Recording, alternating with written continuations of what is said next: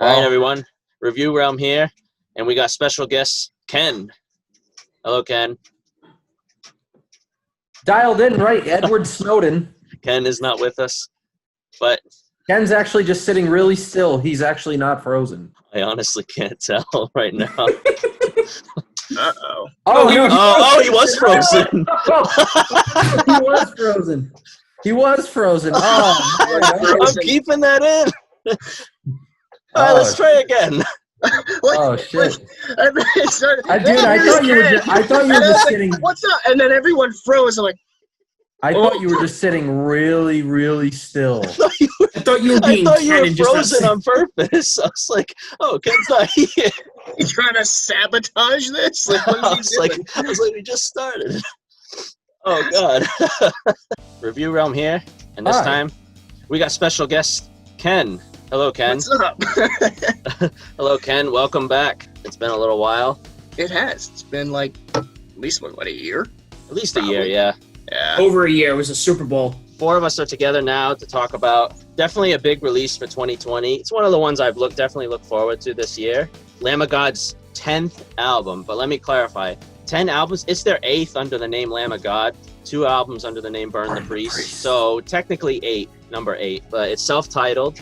And this is their first album with new drummer Art Cruz. It's been 5 years since the last album, Seven Sturm und Drang. So now the album is here. This album, I'm quite disappointed by. It is such a step back from the last album, I think. You know, the last album had a lot of hype behind it because it was Lamb of God's first album after Randy's incarceration and all that. So the band has had time, you know, to get back into the swing of things, I guess. But they lost Chris Adler, which was not good. But how do you guys feel about it? Not good. Even the album cover is generic.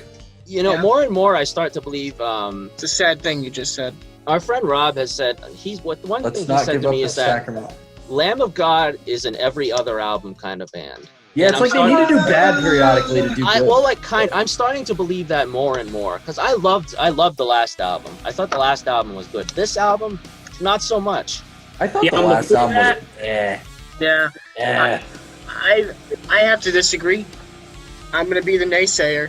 I think there's been a steady decline Yeah. ever since. I'm gonna be honest. Resolution.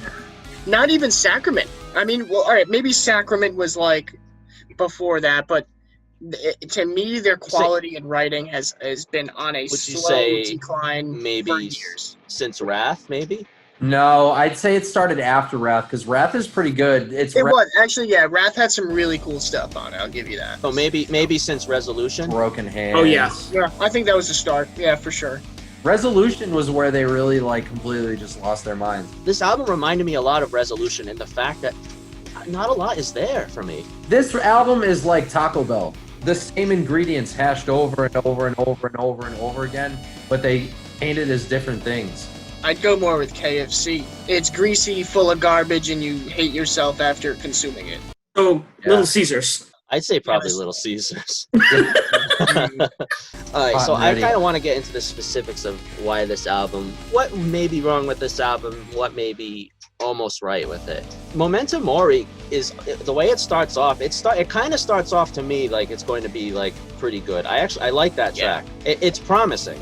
You know, I Yeah. like the way that it starts. I like how it kind of has like that. It kind of has like that typo negative feel at the beginning to it a little bit, and then it just Atmospheric. kicks in. I think this is one of the more solid songs on the album. Here's the thing, and this is, I realized it while I was listening through this whole thing. Lamb of God just isn't heavy anymore. The way that they just mix and the way that like they write the riffs, it's just like not heavy anymore. Here's what I'd ask: what riffs? What riffs?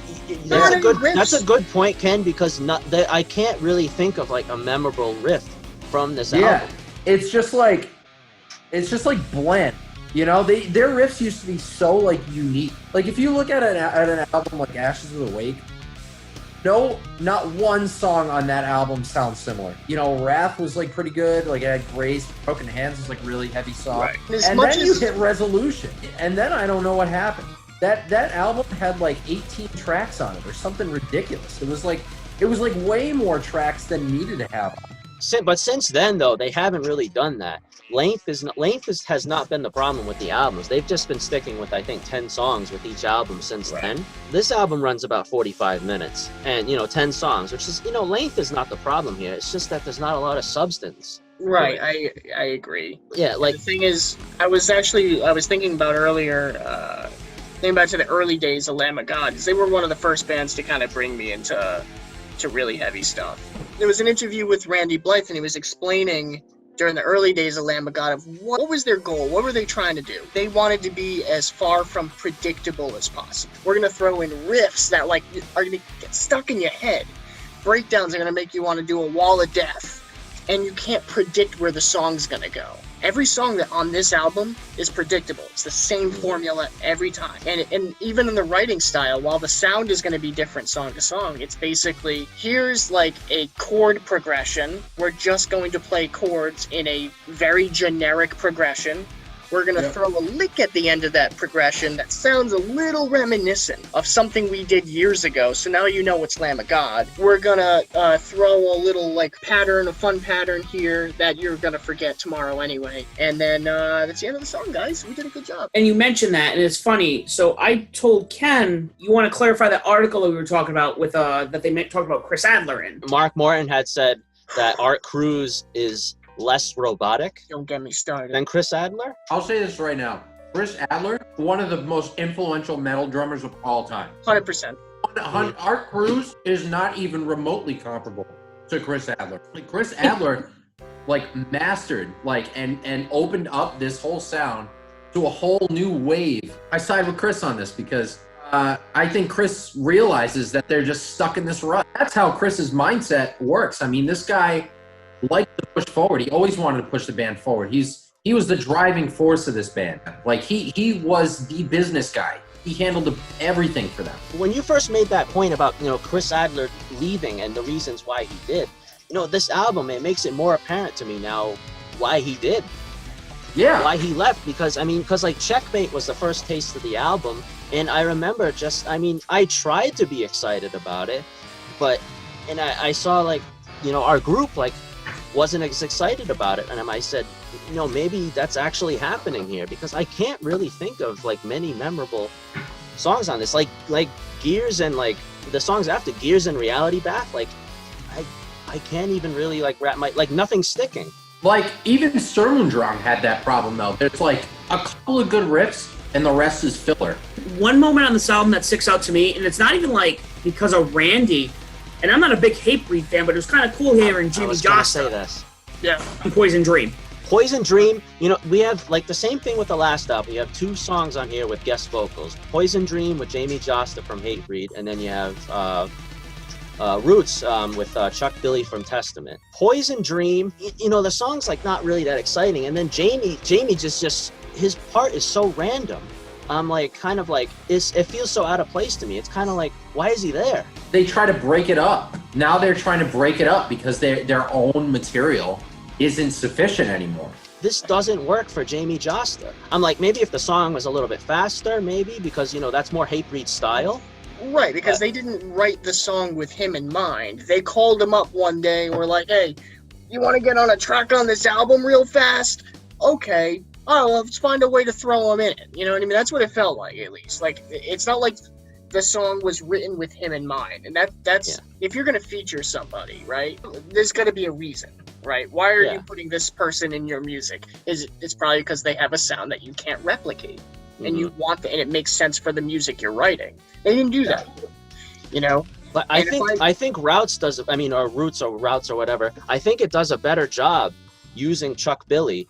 I think that's probably my favorite song on the album, because I think he's used rather well throughout the song. I think it fits, with the style of the song a lot better. Still didn't care for it. Right. But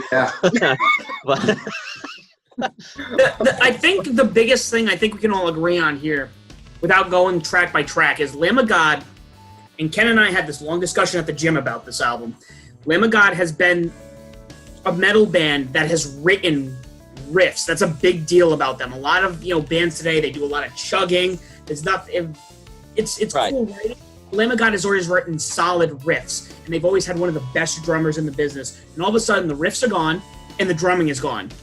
And pretty time to much hang it up. you've Right. gutted what I would say, and I've said this to all of you, I would say you've gutted the band that took the flag from Pantera when they left the scene. Somebody go watch the video for Sturmundrang from like 5 years ago, or however long it was Yeah, now. actually, we did review that 5 years ago. If you want a throwback, watch that. I said they should have hung it up 5 years ago. And I've got one more thing I gotta add about the whole Chris Adler situation. Because resident drummer here, here's the thing, right? So when Mark Morton came out and said, well, you know, he's not as robotic as Chris Adler.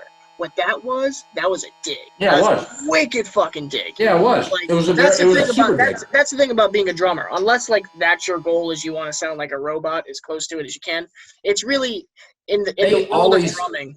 The whole thing is there's a pride that comes in being technical but also sounding human. At no point did Chris Adler to my ear ever sound like robotic. It was his creativity, unique use of cymbals and how he kind of brought certain kinds of metal drumming to the forefront. There was not a single drum fill on this album that I was like, whoa, that was cool. Oh, he just did some doubles, or he just went really fast right there. No interesting cymbal use. It sounded programmed. It sounded robotic. Yeah. Chris Adler never sounded I was wondering what your opinion would be about Art Cruz, because I was like, it's not like mind-blowingly, it's not a lot behind it on like Chris He Adler wrote had. generic drums. He wrote plain generic drums with Yeah. no creativity. Oh, he looked at the music and was like, okay, what kind of fill goes here? Well, I guess the logical thing would be go down the toms and do like a double. That's it. There's very little dynamic. There's very little interesting symbol. One of the things that made Lamb of God sound was Chris Adler's use of cymbals. You can't This compare album them. was pure evidence of what Chris Adler brought to the table in terms of writing and their sound. I want to learn how to play drums like that. Hmm. I listen to this, I'm like, even if I can think back to when I was young and just learning, there's nothing on there that would have ever inspired me. They inspired generations to be like them. They inspired other bands to be better and to try new things and explore. That was their whole thing, was to have no limits. They just did what they wanted. And now it's like, well, like Josh was saying, they're operating like a business, and it shows in their music. If you're going to look in the next, 10, 20 years, most influential bands from the 21st century, they're in top 3. And that's being like at least top 3. They don't need a guy that's going to come in and make a whole track of good songs. They don't need that anymore. Right. What they need is a guy that can come in, play the material, have it sound halfway decent. They got whatever drummer they could, I think. They got a young guy, Yeah. definitely younger than the other members of the band, just to play drums for us. That's it. It's not like Chris left and they were like, now's our chance to get Art Cruz. This is, and I look, I don't want to shit on older acts, but this is a very similar formula when bands are getting old. They get these younger guys, hopefully revitalize themselves. It's kind of like, it's gone. All right, Artie boy, you won the job. When can you start? That's what it came down to. I was like, who the fuck is Art Cruz? Drummers meet. And he's going to say he's robotic. He's going to say Chris is robotic. This guy, his new name is Art Cruise Control. That's my name for him. Yo, they put him on cruise control. That's literally what happened. Yeah. I can agree. So, I think we can definitely come to a consensus here that it's definitely disappointing that one of the bands that's pretty much started like this new wave of metal here in America to be 10 albums in, essentially. It's sad. I feel like this band has always been like extremely argumentative with each other, but I think over the years they started treating it more as a business. The disdain for each other fell behind the scenes a little bit. Yeah. Wasn't like on the forefront. I think they started looking at it more as a business, like when they got big. These guys are all volatile guys. As the ego builds, it starts settling in like, oh, I'm in Lamb of God. I think that it makes it more common for something like this to happen. I think it was really a matter of time before one of them left. Yeah, that's our overall thoughts for the new album. Definitely seen a divide for it.